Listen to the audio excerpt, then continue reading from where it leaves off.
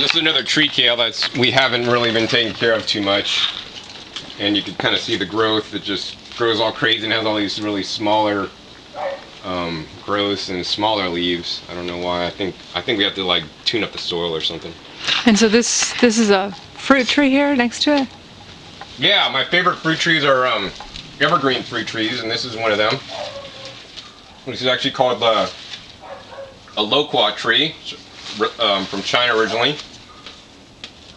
And these are the flowers, which hopefully will turn into some fruit. This is the first year it fruited. And how I started out with this tree is that I was eating loquats one day, and I had all the seeds after I was done eating them, and I just dug a hole and buried all the seeds. And then, you know, one day, actually 2 trees, you could see there was one stalk and then one came up next to it. So 2 trees came up because of those seeds, and I wasn't sure if they're ever going to make fruit. But sure enough, they're going to make fruit. So hopefully the fruits are going to taste good. That's great. Since it's an unnamed variety, and they do have named varieties of loquat trees that usually have a bigger fruit with more flesh. They're really seedy fruits, and they're only good if they're absolutely ripe.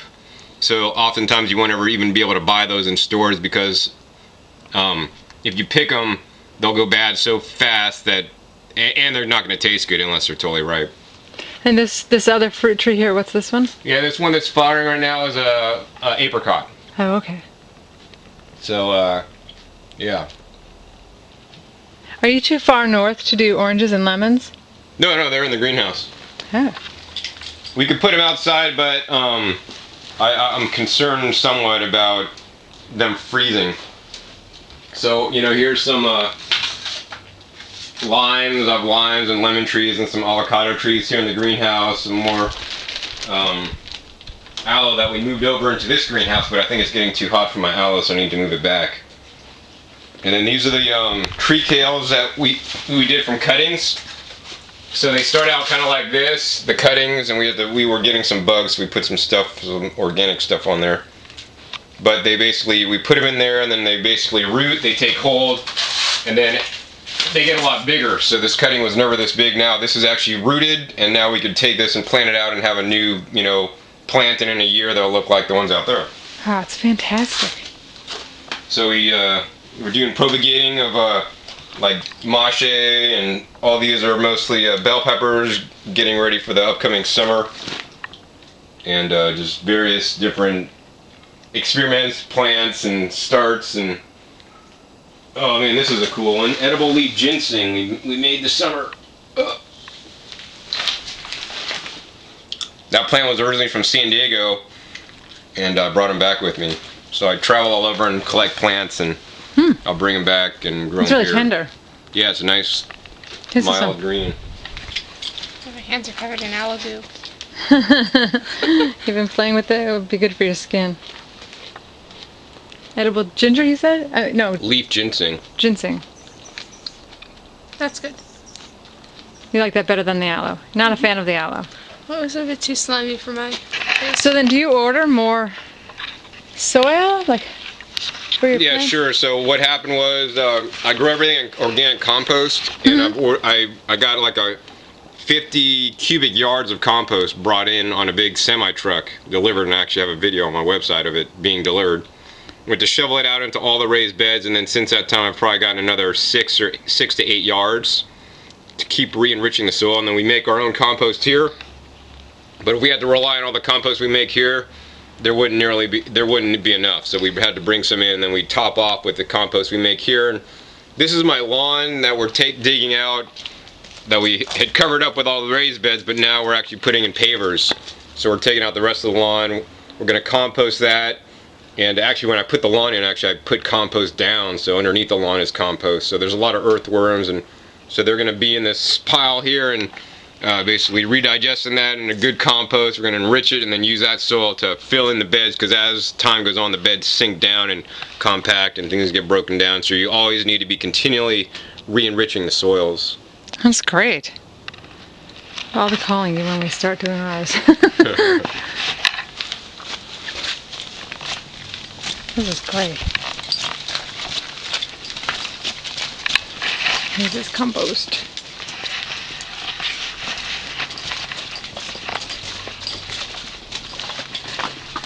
just phenomenal. And this is a rain barrel. We have a rain barrel here collecting the rainwater. And this is a diverter, so we cut our downspout to divert this. Remember, part of it goes to the rain barrel, and then the other half goes down the downspout after the rain barrel's full. And we have several barrels full in the greenhouse, and we're using that as in the daytime. The sun, gets absorbed into the water, and then it heats up the water, and then at night the water releases the heat into the greenhouse, so it stays more temperate. That's clever. Yeah, so it's thermal mass. So is it a full-time job? 2 people full-time job? 3 people full-time job? No, 2 part-time. 2 part-time. So But one person full-time would be able to handle it? No, but it depends what you want to do. I mean, theoretically I could manage this myself once I got it all planned out, because I mean, once things are growing, if you just need to keep it up, then you need to just pick bad leaves off and things, and it depends how nice you want. I mean, I'm a perfectionist, so I like things looking neat and tidy, so we're here picking out mushrooms and picking off all the dead leaves, so it looks nice, Mm-hmm. But you don't need to do that. But it just depends, so it's really not that much work. And then plus Sage pretty much is doing all the construction stuff, so he's putting on all this stuff, and that's his main job. But Tiffany, Sage is your gardener. Yeah, and then I have another gardener, Tiffany. So Tiffany is the other gardener. She's been doing most of the actual gardening, starting seeds and other things. So she actually only works like about, I don't know, 12 to 16 hours a week. Mm-hmm. So keeping up with this is about 12 to 16. If you want to, continue putting in pavers and building, we just, built the raised beds over there.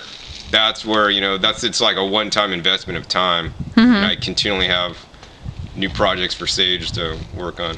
And so here's the final question. How many people can your garden feed if they were 100% raw organic? Like percentage-wise? Because I mean, I could probably live out of my garden eating nothing but greens, but I like my fruit and I need to get a good source of calories. I mean, I could probably juice all my greens, but then it starts to go really fast. Right. But easily, easily a family of 4, if not more. Okay. So, and I'm going to start experimenting with that because I have so much mass abundance, and I'm going to start probably like a CSA, Mm-hmm. where I'm going to support or allow like 3 or 4 families to like get a box a week.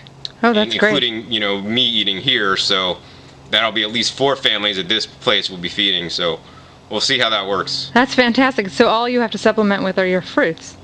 For the most part, yeah. I mean, I have all my greens here, and some other things like celery can be more, some things are more challenging to grow and harder to grow, so I'd rather focus on things that are easy to grow, that cost a lot. So kale, a head of kale at the store might cost $2, $3. Yeah. But a celery for a head is $1.50. Well, I'd rather grow the kale and let somebody else grow the celery because, let me tell you, celery is hard to grow to make it head upright. I'm just not that much of an expert yet, so. All right. Oh, but then the other thing is, would celery be growing like that naturally? I mean, here's some celery here, and if this was growing naturally in nature, and this is all you had and you never had celery heads, would we really be eating celery heads, or would we really be eating more of this hard, fibrous, stems and some leaves?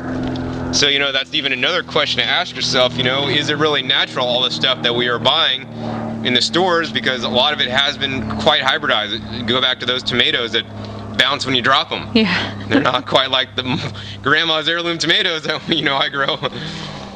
That's great. Well, thanks a lot for showing us around, and we'll be seeing you tonight at your potluck. You want to tell everybody how to get in touch with you for your potlucks? Sure. So the potluck website is beraw.com, and that's if you're in the Santa Rosa area or Sonoma County area. I do also have a raw food expo that I put on every year. It's rawhealthexpo.com, and that's coming up here in July 2010. We had our first one in July 2009. Overwhelming success with over 400 people registered, and it was a great time for all who attended. That's great. Thanks a lot, John. All right. Thank you.